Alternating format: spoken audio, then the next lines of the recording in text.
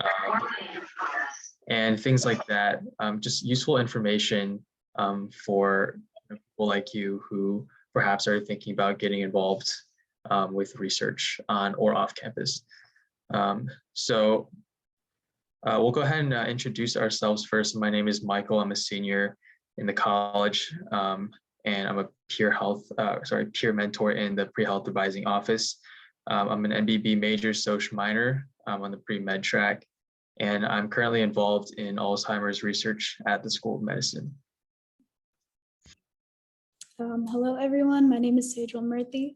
I'm a current junior in the college, and I'm a chemistry major and a sociology minor as well on the pre-med track. And I've been doing pediatric cardiology research at CHOA, specifically the Department of Pediatrics there since last year.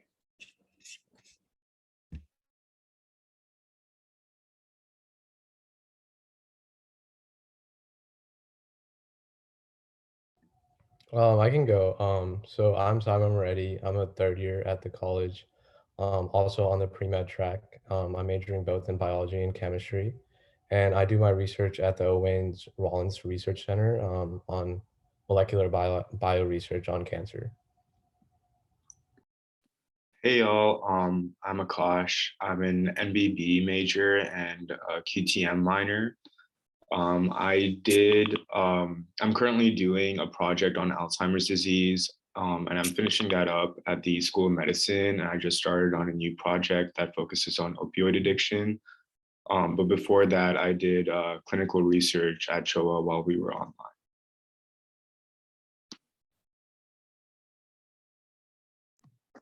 Great. So just a brief agenda of what we'll be talking about today. So we'll begin with talking about why research is important as someone who's on the pre-health track, looking at ways to get started, and finally talking about how to maximize and optimize your research experience. You can go to the next slide, Si.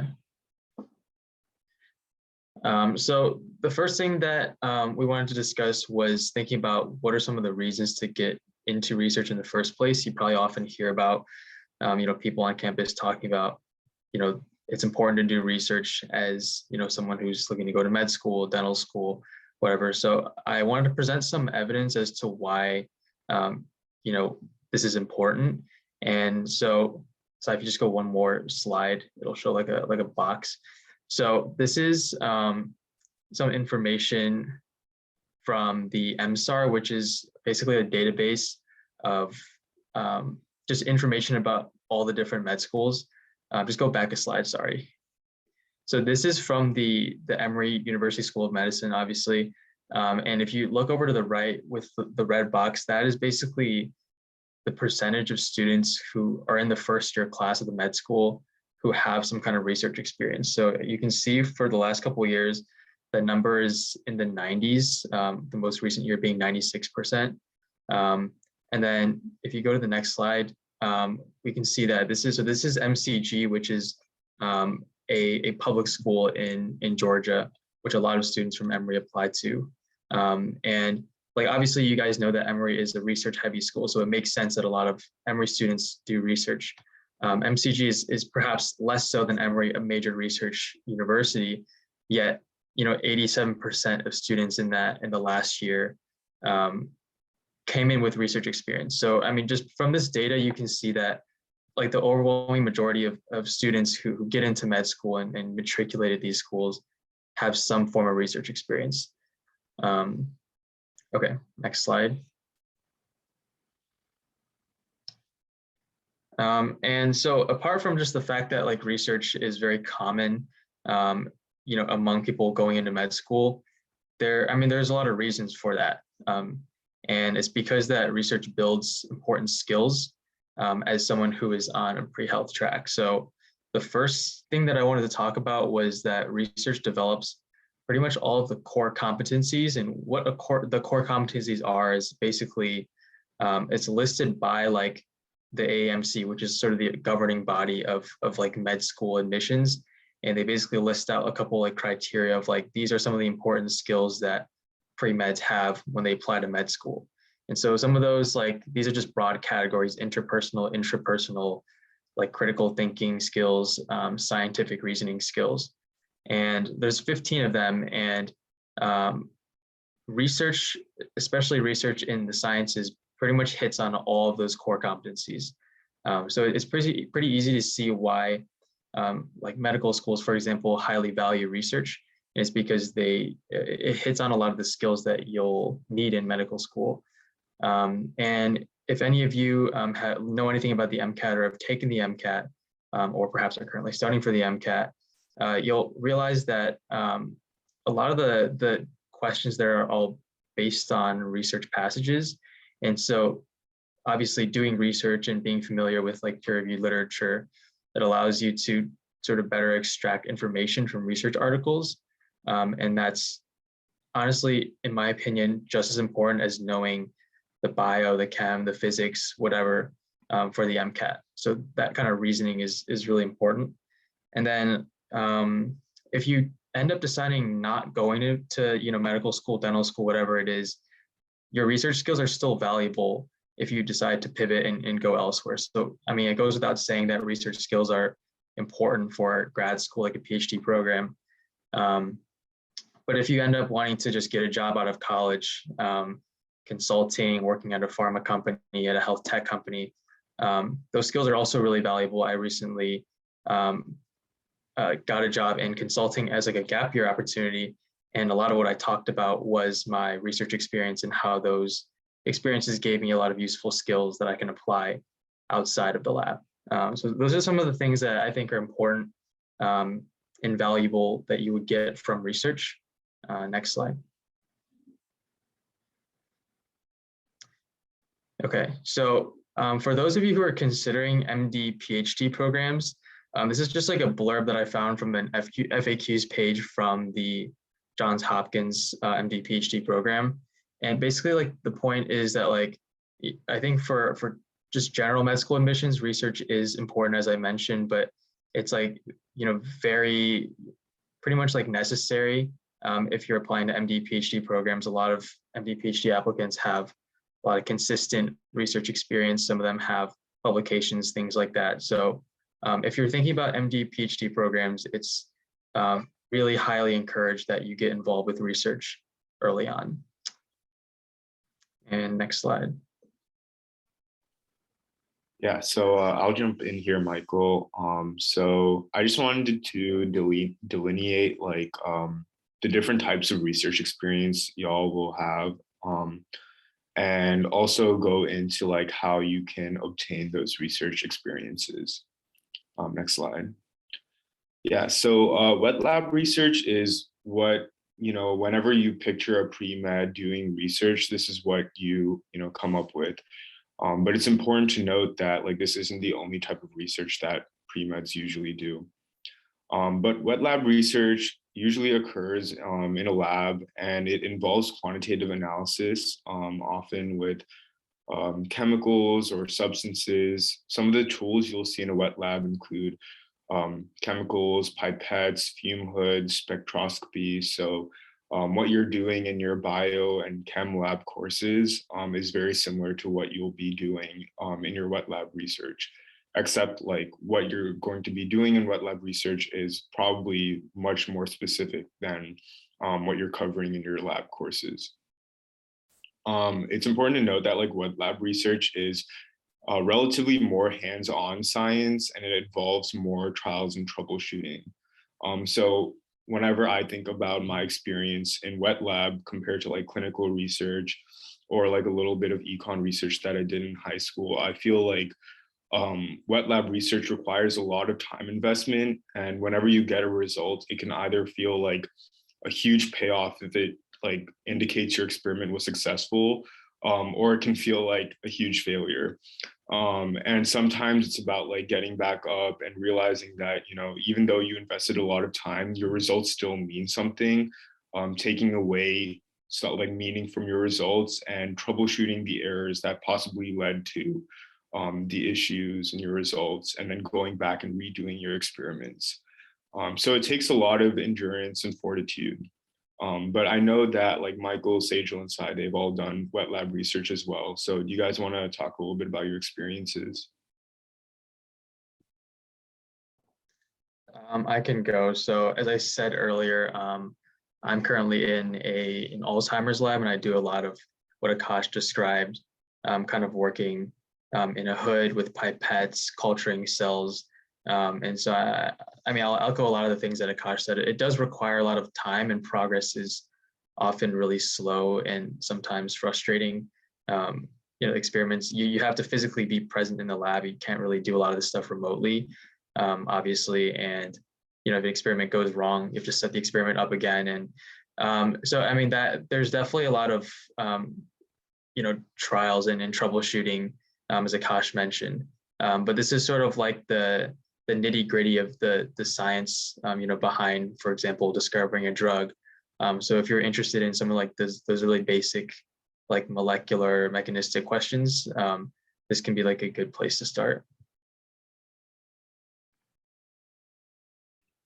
Yeah, and I think kind of jumping off of that, like my personal experience with wet lab research, just a lot of like troubleshooting, as Michael and Akash said. And I think just like having the experience of going into the lab and developing some of those skills will definitely be super useful, especially if you're going into very like hands-on technical things in the future, such as medicine. So yeah, getting involved with something like wet lab research, especially if you're like a first year or second year, definitely a great opportunity early on. Yeah, and then I think to add off of all that, the main thing about wet lab research is, like, as Michael mentioned, it's not something you can do like virtually most of the times. It's something you have to go in to lab and perform experiments. And if you guys like, that's one thing to consider when we end up talking about who to reach out to in terms of faculty and mentors. Is it something that are you more of a hands-on learner rather than someone who would like to do something on computers and stuff like that? So it's important that like we understand like the different types of research, and wet lab research will be a lot of consistent failures, as Akash and Michael and Sage have all said. Um, and it's all about like it's still about you have to go back to lab the next day as well, like just to keep going on with these experiments and trying to get to where you want to be at the end of the day. Yeah, so those are all of our experiences in wet lab research. So next slide. So the next type of research is clinical research. So this is where you're doing applied or computational analysis that usually has clinical applications. Those tools that you'll be using include like RStudio, Python. These are all online applications that you'll be using to process clinical data. And it deals with a lot of patient data, and it helps you like get the clinical side of things. So while wet lab research can feel very theoretical or even translational at times, clinical research, if you're planning to be a physician or pre-health, can feel a little bit closer to what you want to do in the future.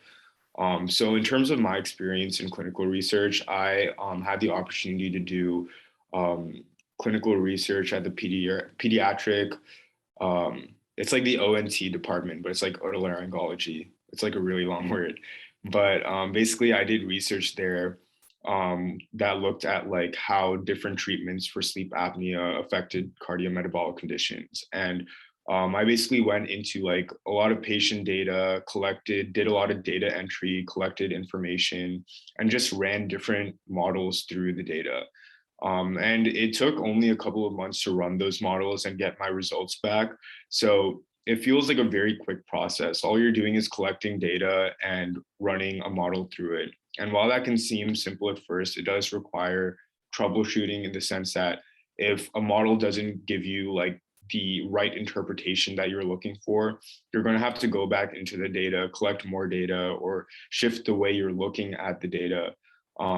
So that's the kind of troubleshooting that is involved in clinical research. It's either looking for a different model that can give you a more accurate interpretation, or you're just trying to collect more data to kind of give you a better sense of like different things that can affect your model, and again, getting a more accurate interpretation.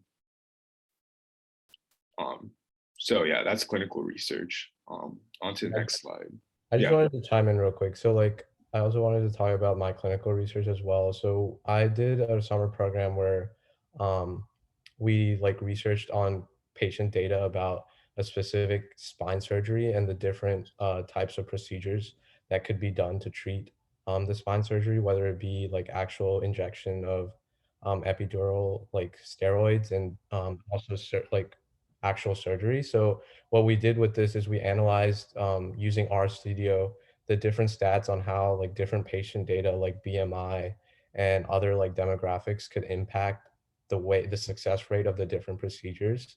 So I feel like clinical research, as Akash mentioned, was just like for me, it was more like applicable to what I wanted to do in the future in terms of like I can see the pay end of like, oh, these are actual patients and these are the specific data that we analyzed and we figured out that, oh, this is the reason why this happened and possibly can be the reason for different success rates of the different procedures. So yeah.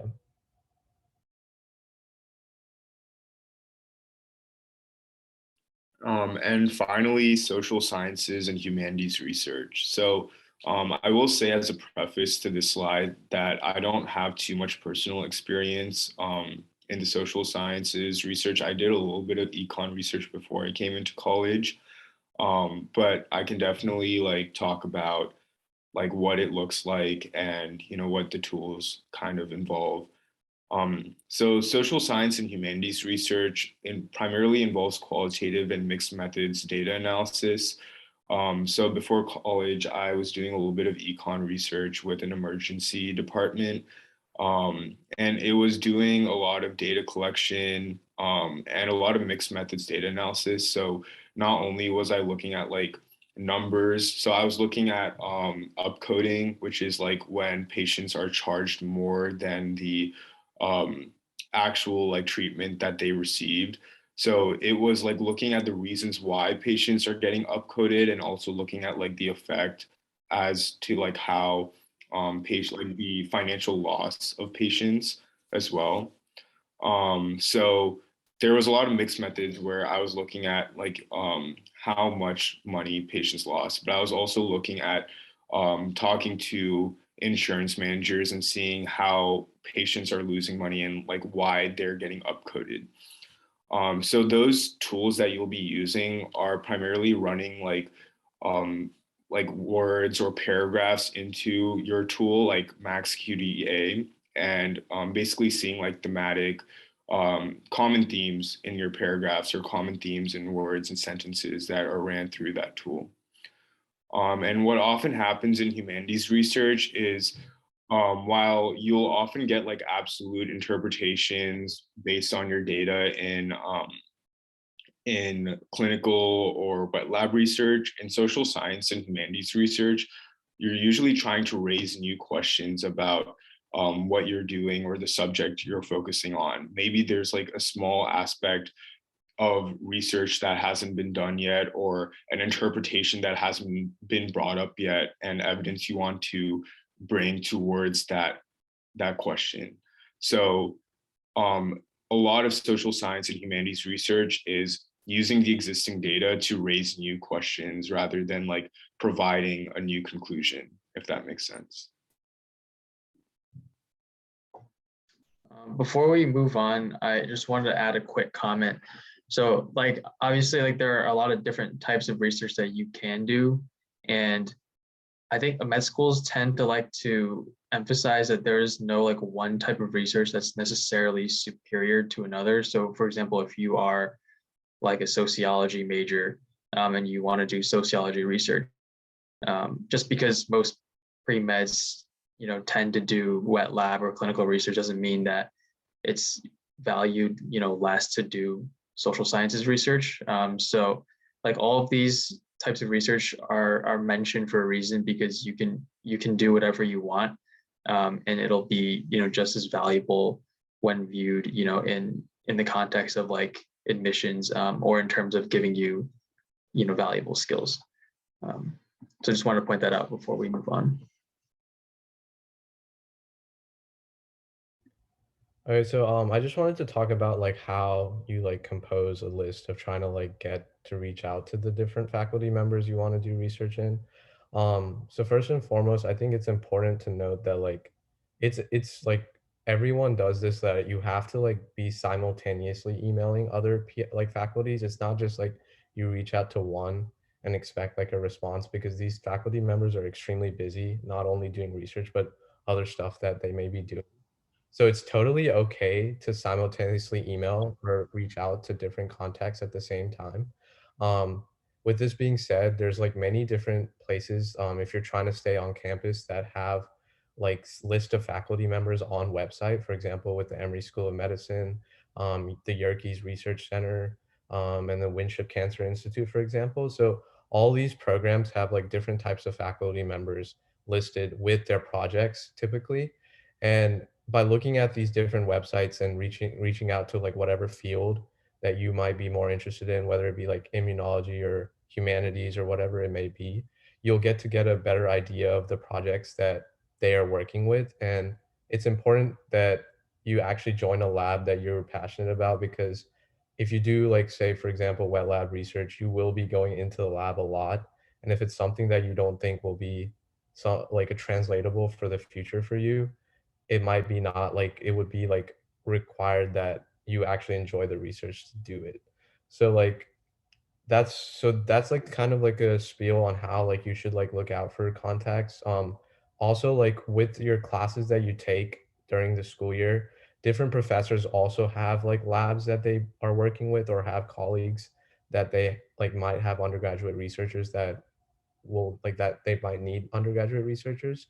So it's also like okay to reach out to professors and see like if they have any opportunities available.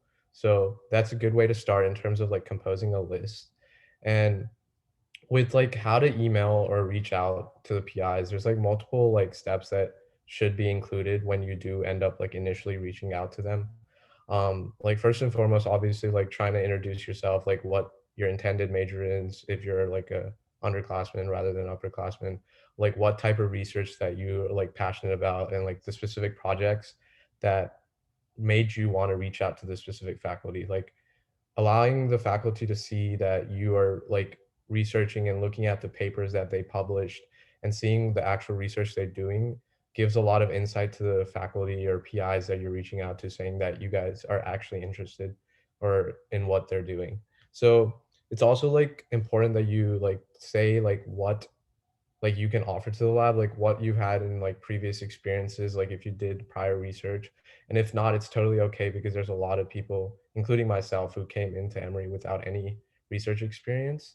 So like being able to even like give a time commitment to a lab, like for example, like saying that you want to like stay there long term, rather than like um saying like, oh, you're only there for a limited time, can also like show dividends into how the PIs want like you for the future. And also like possibly ending like with like giving your resume and your transcript and your CV to see like to allow the PIs to see like where you are academically and like the different activities you're participating in, and see how much time you can give into the lab. So it's also like sometimes you might be able to like they might want you to give some letters of recommendation from previous people you've worked with, what like outside of the research field or inside the research field. So that's all. So you should also be prepared to do that if you're trying to reach out to PIs soon. Um, Going forward, like one of the programs that Emory itself does is the SIRE program, which is a great way to like allow students to like match with a faculty mentor at Emory for like a year. So with this being said, the SIRE program, you do not have to apply for the program with a prearranged faculty member. So what I mean by that is like reaching out to faculty and having a specific faculty set to do your research for through this program does not need to be met. You can have a faculty member matched to you after you get into the program as well. So with this being said, you do have to take a SIRE 299 class.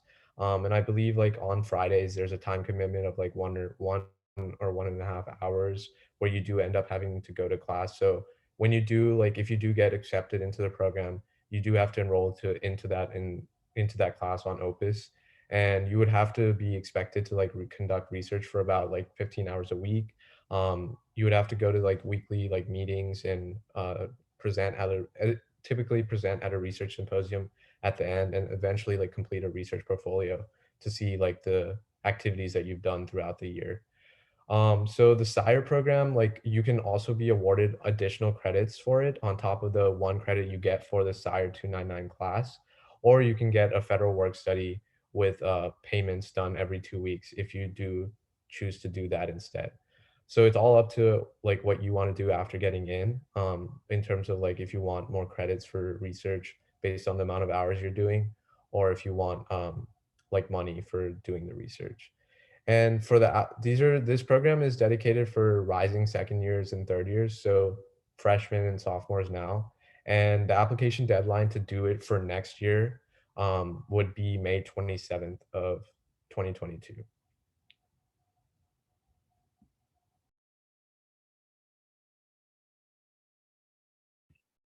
Okay, before we jump into the next section of just maximizing your experiences, if anyone has questions, again, just drop them in the chat because I know we're throwing a lot of information at you guys, but yeah, we'll go ahead with this section. Okay, so let's talk a little bit about the SHORE program at Emory. So in my opinion, SHORE is kind of like the summer extension of SIRE. SIRE is offered throughout the year, but SHORE is the 10-week summer version of that. So essentially, when you do SHORE, it's a 40-hour per week commitment. So essentially about 8 hours a day for 5 days a week. So essentially like a full-time job, which can definitely be a lot. But you spend that time conducting full-time research under a PI, the mentor that you applied with to actually get into the SHORE program. And one of the benefits with this program is that you get free housing at Claremont, which is really nice, just because you don't have to pay for that. And on top of that, you also get a stipend of about, I believe it's $2,500. It kind of changes every year, but between $2,000 and $3,000. So definitely a good opportunity to think about for the summer. And with the SHORE program, you get a sense of independence in a lab setting, just because the program is definitely catered towards a lot of underclassmen who want to just dive right into full-time research for the entire summer. And it basically resembles a grad school type research setting. So there's a lot of emphasis on things like mentorship, development opportunities, and networking. And basically, whatever findings that you are able to receive throughout the summer, you present that at a symposium, like right at the end of the 10 weeks. So that's super similar to SIRE because once you're done with your findings and stuff like that, you do have to present at a research symposium. And that's just something that Emory emphasizes throughout the year as well as the summer. In terms of application deadline, so for the summer, this upcoming summer 2022, the deadline is January 17th, and I believe the application is already open. It opened sometime last week, I want to say, so you guys can definitely take a look at the website. If you just like Google Emory SHORE, stuff will be up for it. And because I'm assuming all of you guys are Emory students, you would have to write some type of project proposal with the faculty member that you choose to apply with. If you're not an Emory student, you can, I believe there's a different process just because they don't expect you to like have a mentor and like come in with that. But if you are a student here, you would have to identify a PI and write some type of project proposal. And that's definitely a lengthy process. I know Michael said that he's also done SHORE, but when I did the SHORE program last year, or like this past summer, I know that I had to essentially spend a lot of my winter break writing the project proposal, getting that approved by my PI, and it definitely takes some time. So this is a good like starting point if you guys have a PI in mind or trying to do SHORE, like identify those things right now. Michael, if you want to talk a little bit about your SHORE experience, and then I can go after as well. Yeah, so I think Sejal did a really good job of covering, a lot of what, kind of goes into SHORE, some of the benefits and what you need to apply. So typically, like the program is designed for upperclassmen. But that being said, if you're a freshman and you've gotten started early, so like if you already have gotten in contact with a faculty mentor, which as Sejal mentioned, you have to have before you apply because you have to basically have a project proposal done by the time you apply. So even if you're a freshman and you have your stuff ready, you can go ahead and apply.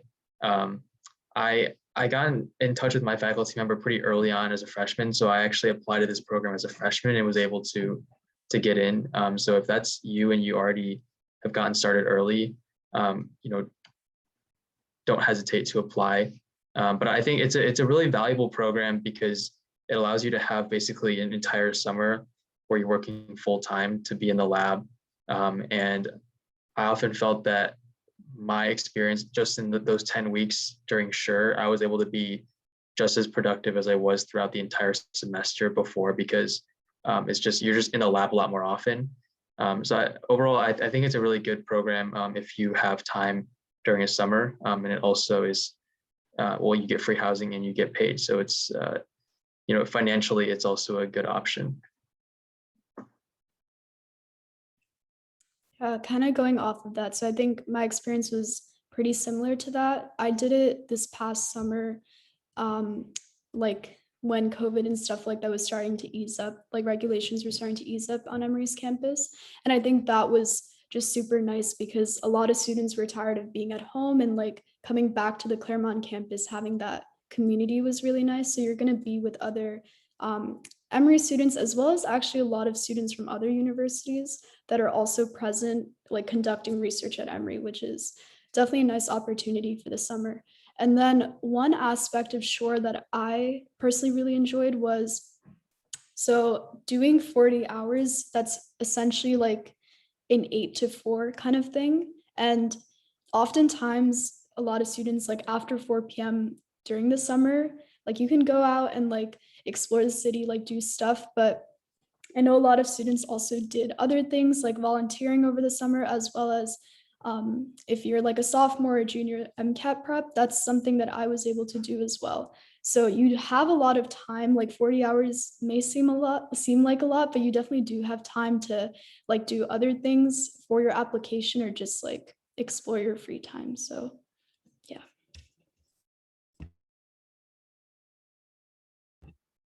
Okay, and then in terms of external summer programs, so I attached a screenshot of this little spreadsheet that I found last year. So the source is on the screen, but if one of you guys can attach the source like in the chat just so people can see it, that'd be great. But basically the spreadsheet, it was super, super helpful. They kind of like categorized it into different like pre-health aspirations. So they had like pre-med, pre-vet, public health, like all of these different things. And you can just like explore every single tab and look at all of the programs that are listed there. And they have like the location of it, the duration, if it's paid or unpaid, like what type of pre-health or health field aspiration the research would like fall into. And then one good thing that they had was also a target audience that they were looking for. So a lot of times they'd say like you had to be an upperclassman to apply, or that the program was specifically targeting like underrepresented groups in medicine or like the healthcare field. So you can definitely cater like what programs you're applying to based on the target audience, as well as maybe like something like if it's paid or unpaid, like those are things that are important to you. So yeah, I think like going through all of these options was super helpful. And then the spreadsheet itself has, I honestly want to say it has like hundreds of programs on this. So you're definitely like not going to miss out on a program like on this spreadsheet. And just like looking through things that you are able to align with would be good. But yeah, when you're applying to these programs, don't be shy to like apply to a lot of them because you don't know where you'll get accepted to. Internally, like the Emory Shore program is always there, but like there's so many external summer programs too. If any of the other peer mentors want to talk about their experience with external things, definitely go ahead. I'll jump in here. I think Sejal covered a lot of what I would otherwise say, but there are a few things that I did want to add and emphasize. I mean, these programs are really competitive, and so I would recommend applying to a lot of them almost as if you were applying like to college. You want to like, give yourself a chance, at getting in somewhere. And it's at least in my opinion, I don't really think that there's any like safety programs. So it's not like, you can apply to one and, be like certain that you'll get in. So it is pretty competitive, but I think it's a really valuable experience because like, sure, it's a paid experience to do research. And the benefit is you get to go elsewhere at like another college or, somewhere else to do research. So it can be like you just like a fun experience in general. And another thing that I did want to mention is, so I actually have never done one of these programs because of the pandemic, everything got canceled, but I did apply to and get accepted to an international summer research program. So if you were interested in like study abroad or having an abroad experience, but like money is like a limiting factor for you, or you want to do research, there are a lot of programs. In the link in the chat I dropped, a couple of links that you can kind of look at different programs for, but there are opportunities for you to go abroad. There's a program in Germany, a program in Austria, and some other countries where, again, they'll pay you to fly out and do research for summer. So again, if you're interested in doing something abroad, but one, don't want to pay, and then, two, want to still be involved in research, these programs will also give you the opportunity to do that. Yeah, I definitely want to echo something that Michael said earlier. Like, it is extraordinarily competitive to get into these programs.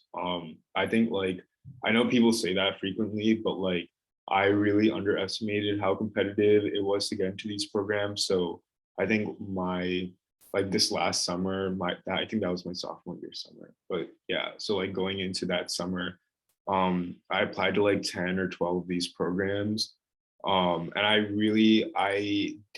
had a lot of like research experience, but it was a lot of like jumping around. Like, I did like clinical and then like lab research. So I hadn't like figured out exactly what I wanted from research experiences yet. So, I think like that kind of set me back when I was applying to this research program. So I kind of got left out when everything like came out and like I didn't get into a research program this summer. So I ended up having to do the SIRE affiliate program, and I really enjoyed it because it gave me a head start on like starting a research experience over the school year, and getting trained and getting involved in a project. So that was definitely really helpful. But it's definitely really important to like have a very strong backup plan, because there's like a really high probability that like, you might not get into a lot of the research programs that you want to end up at. So that's something to consider as well, to just make sure to have like a really strong backup plan. One thing like I just want to repeat is like from, as I mentioned, with like reaching out to different faculty members, and also how like Michael was talking about in terms of like all these programs, a common thing that you do see in research when you're trying to get in, it's just about putting yourself out there to as many places as you can, and like reaching out to more contacts and applying to more programs will obviously increase your chances of getting like the research you want to do. Another thing is I also did one of these external summer programs, but due to COVID, it was online. One thing to keep in mind is that these programs are very rigorous in terms of what they expect from you. As Sejal mentioned with Sure, it's kind of like a 8 a.m. to like 4 p.m. thing, like almost every day. And sometimes like you would have to do research on the weekend. So like all these like things in mind, like reaching out to like, so it would be very important that you reach out to the programs that you think that would be very passionate on your end. And each one of these programs also, like some of these programs do have like, if you apply early, you have a higher chance of getting in, like because it's like rolling action, like in terms of colleges. So like it's also important that like when you do look at these programs that you're seeing, oh, like if they do end up like saying, oh, they match your faculty members with students, for those who apply earlier, the faculty members can see the applications earlier. So if you do like want to do in some of these programs, make sure you keep that in mind in terms of applying like as early as you can.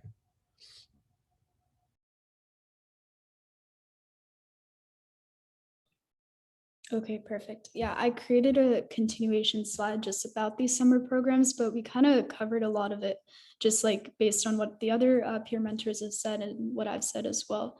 But with the summer programs, a lot of them do follow the same format as Emory Shore. So it'll be like a 10-week full-time research program with some type of stipend or housing, especially if you're going to university campus and stuff like that. And they usually do have some type of like symposium or poster presentation where you just have to like fill out your findings and things that you've done with research over the summer.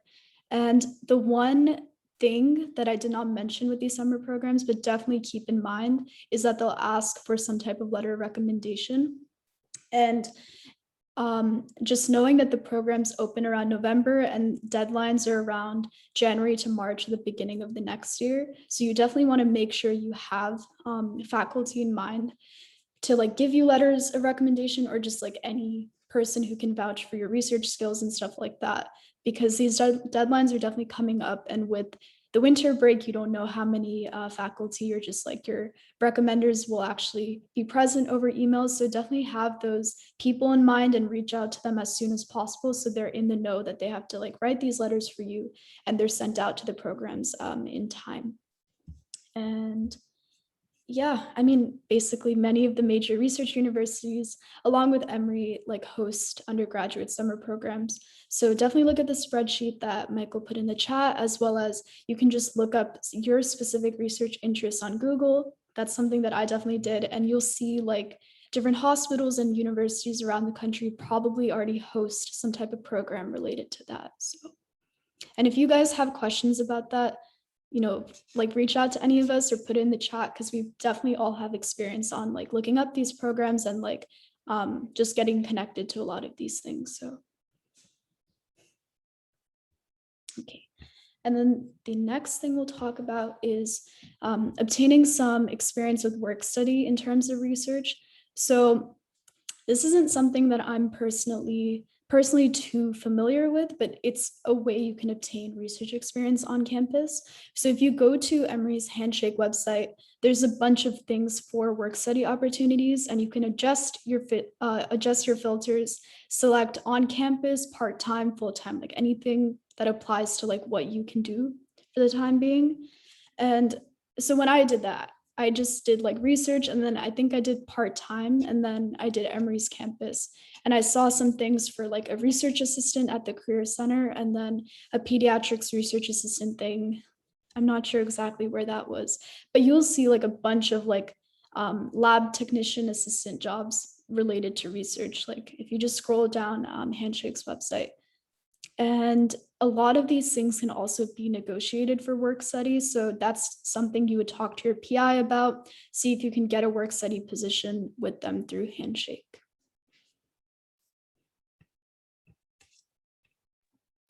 Okay. So if you could just go back to the work study slide real quick.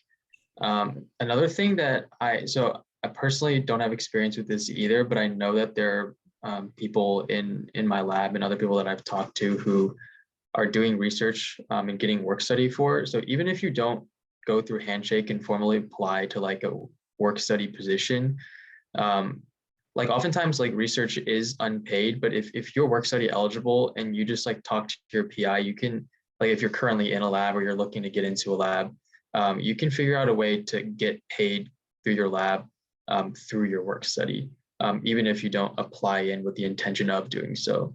And then also, as we mentioned earlier, if you do the SIRE program, you can get paid through work study as well. So there's a lot of like opportunities to kind of, to do research, but like also get paid for it. So it's like kind of a part-time job for you as well. And then we can move on to 499, the next slide. So 499 is sort of like a research for credit type of program. Typically for upperclassmen, it's like when you're already established, you have a lab and you have some kind of independence. There's also like different versions of this, like I think like 399 for people who are less experienced, where you can get research for credit as well. So if you're bio, chem, MBB, a lot of these majors will have like a 499 option. Basically, like you literally just do the research that you're doing. It's typically like 12 to 16 hours. And then you have to present a poster in the spring.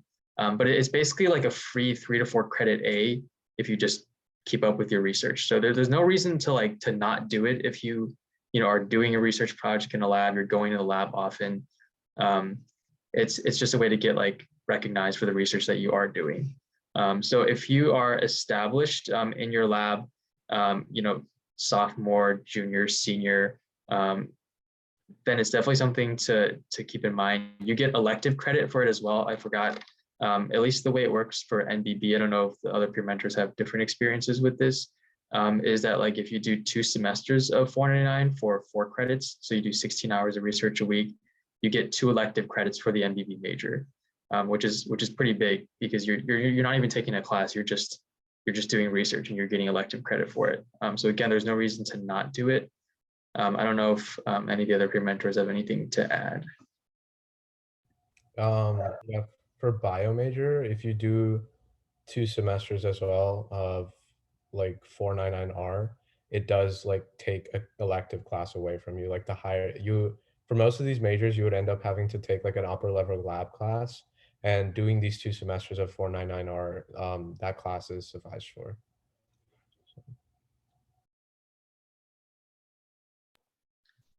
Okay, so in addition to 499R, there is also the option to do an honors thesis. Let's go to the next slide. So this is if you're a senior. Can you move to the next slide? There we go. Yeah, so it's similar to 499R in the sense that you're getting credit for doing research, but I mean, as you might know, the honors thesis, which is designated with the 495R, is basically like you get counted research credit for doing your research, but the stipulation is you have to write an honors thesis, which is like it's a pretty like long paper essentially documenting a lot of your research findings. So it's pretty rigorous, and you have to basically like present that data, everything at the end of the year, and get judged by a panel, and that'll determine whether you graduate with honors, high honors, or highest honors based on how well you defend that thesis. So this is something that's a little bit like later down the road once you get into your lab in your senior year. If you realize that you want to do this, it's an option, you get credit for it, and it's also sort of a good way to like have something like a product once you're done with college. And then let's go to the next slide. Another way that you can demonstrate your productivity in lab other than doing like a thesis is 2 things: conferences and symposia, as well as publications. So a lot of you guys have probably heard about getting your name on publications or going to conferences, presenting your work at conferences. And these are things that you can do as an undergrad if you're someone who's dedicated in a lab. So we talked about a lot of poster presentations with the SIRE program with 499. So those would be counted as like symposia, where you basically present your work through a poster or maybe an oral presentation, and then you also are there to like learn from other researchers. But there's also like non-school related conferences. Some of those maybe like regional or even like national. And so like I've gone to a regional one a couple hours away from campus, and basically you just go for like a day or two, present your work, connect with perhaps other researchers in the field, and then just like learn about other research in the field. And so if you ask your mentor or PI, like once you get into a lab and kind of get going for opportunities to go to these conferences and perhaps present, oftentimes like, lab people in your lab are probably going to these conferences throughout the year. And it's a good way to get experience, presenting and learning from other people in the field. And it also like is something else to add to your resume to show that you've been productive in the lab. And then going off of that, publications, which are like peer-reviewed works of your literature that add new knowledge to your field. So one thing to note is that like you're never guaranteed a publication as an undergrad, but like there are definitely things you can do to like put yourself in a position to be on one. And one of those things is once you get into the lab, asking for more responsibility and trying to either take on your own project or like a piece of your own project or piece of a project. That way, like, you have things that like you're wholly responsible for and can like generate data and basically, show that you are contributing to something in the lab, and that'll like, eventually potentially, lead to a publication. And also, if you do research over the summer, it allows you to accumulate just a lot of time in the lab. So you're just being a productive member in the lab. Or if you do it for a gap year, it's also like more likely that you'll be able to like get your name on publications or go to conferences. Again, just like things that basically show that like you are, working hard in the lab and being productive. Did anyone else have anything to add before we end for questions? Yeah, I can just add one thing. In terms of like publication stuff, I think definitely when you build that type of relationship with your PI, like don't expect it to come automatically. Like they need to know your skills, and like you have to actually be acclimated with the research that you're doing to even obtain like the opportunity to help with the publication. But yeah, like it's also like not a hard and fast rule that you have to apply to like med school or grad school or anything like that, and you have to have a publication in. I know that that can be kind of a stigma, especially like when applying to these grad school programs. But yeah, like having a publication or having something like nationally ranked, especially with research, is like it's not a prerequisite for applying in any way. So.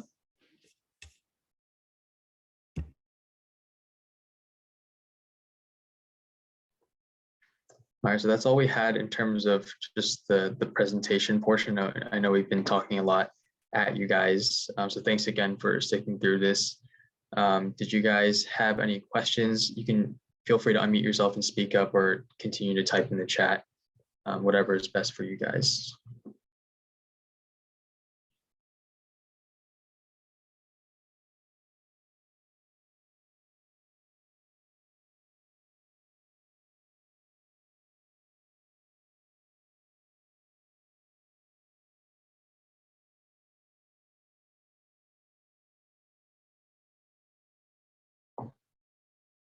All right, if there are no questions, you guys can feel free to leave, and we'll stick behind for a couple of minutes to answer any lingering questions that you might have.